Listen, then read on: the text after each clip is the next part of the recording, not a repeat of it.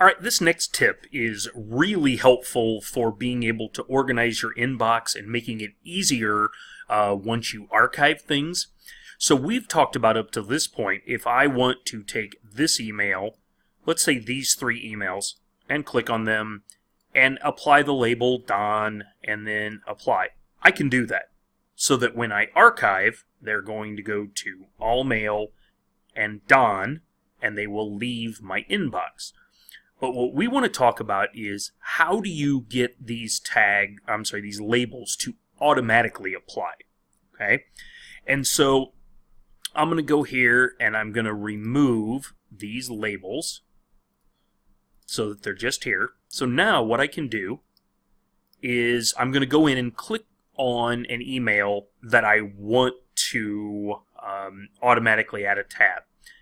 And I'm going to go here to More, and I'm going to do filter messages like these. So what we're going to do is officially called a filter.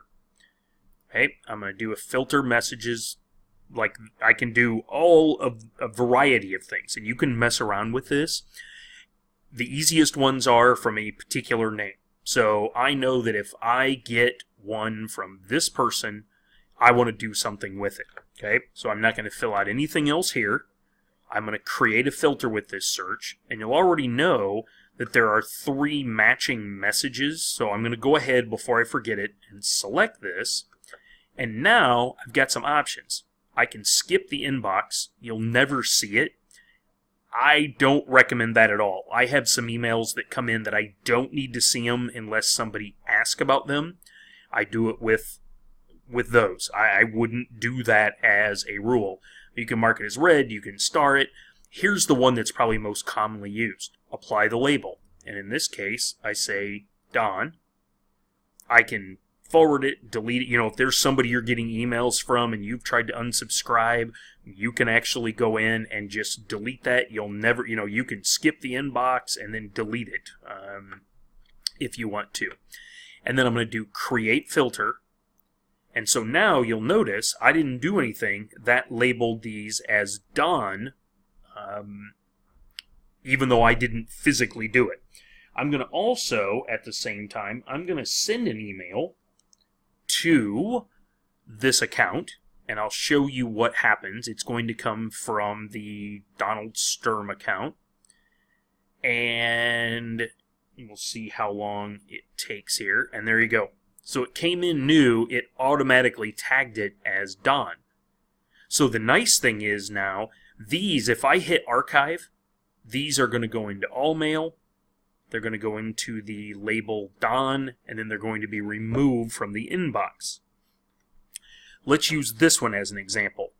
These are from Classroom, and Lacey, who's a new teacher in the district, she doesn't even know I'm using her name here. But I can do the same thing here. I already had the label created. In this case, I can go here, and I want you to notice because this is a Classroom one, it's going to be a little different looking. I'm going to say I want all of these. I want all of these emails to be put with a particular label. So I'm going to select the email, go to More, filter messages like these, and you'll notice it looks different.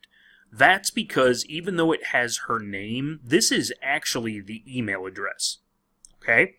So then you're going to go down just like before, create filter with this search, and now you'll notice 6 matching messages. I'm going to go ahead and select that.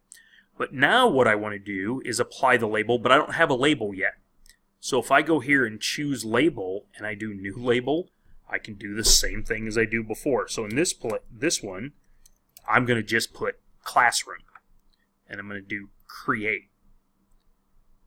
And again, you can do any of those other ones. You can star it if you want to. There's a lot of other things you get. Filtering is pretty powerful. And you do create filter.